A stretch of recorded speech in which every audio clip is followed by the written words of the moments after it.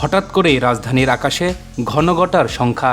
ঢাকায় হামলার ছক কষেছে নিষিদ্ধ ঘোষিত জঙ্গি সংগঠন। টার্গেটে নেওয়া হয়েছে জাতীয় সংসদ ভবন, শাহবাগ সহ বিভিন্ন গুরুত্বপূর্ণ স্থাপনা, ধর্মীয় উপাসনালয় সহ একাধিক জায়গা। এমনকি গোয়েন্দা সতর্কতা জারি করেছে বাংলাদেশ পুলিশ। একই সাথে এসব স্থাপনায় নিরাপত্তা জোরদারের চিঠির মাধ্যমে নির্দেশনা দেওয়া হয়েছে। গেল বৃহস্পতিবার পুলিশ সদর দপ্তরে ডিআইজি কামরুল আহসানের সই করা একটি দাপ্তরিক চিঠির মাধ্যমে এই সতর্কতা জারি করা হয়।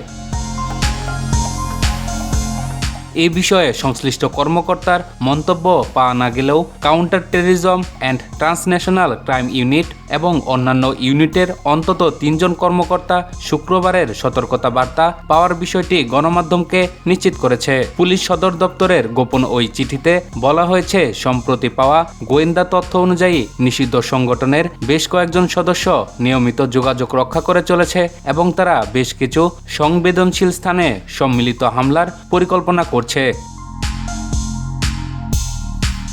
সম্ভাব্য লক্ষ্যবস্তুগুলোর মধ্যে রয়েছে জাতীয় সংসদ ভবন, গুরুত্বপূর্ণ পুলিশ ও সামরিক স্থাপনা, উপাসনালয়, বিনোদন কেন্দ্র এবং অন্যান্য গুরুত্বপূর্ণ অবকাঠামো।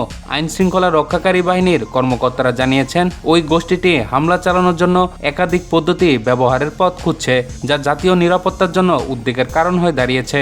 এরই পরিপ্রেক্ষিতে সম্ভাব্য যে কোনো হামলা প্রতিরোধে পুলিশ সদর দপ্তর থেকে সংশ্লিষ্ট ইউনিটকে ঝুঁকিপূর্ণ স্থানে নিরাপত্তা জোরদার, নজরদারি বৃদ্ধি এবং গোয়েন্দা সমন্বয় বাড়ানোর নির্দেশ দেওয়া হয়েছে।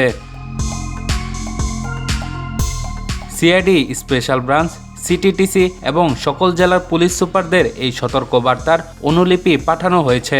তবে কর্মকর্তারা উল্লেখ করেছেন, এই ধরনের সতর্কতা নিয়মিত সতর্কতামূলক ব্যবস্থার অংশ।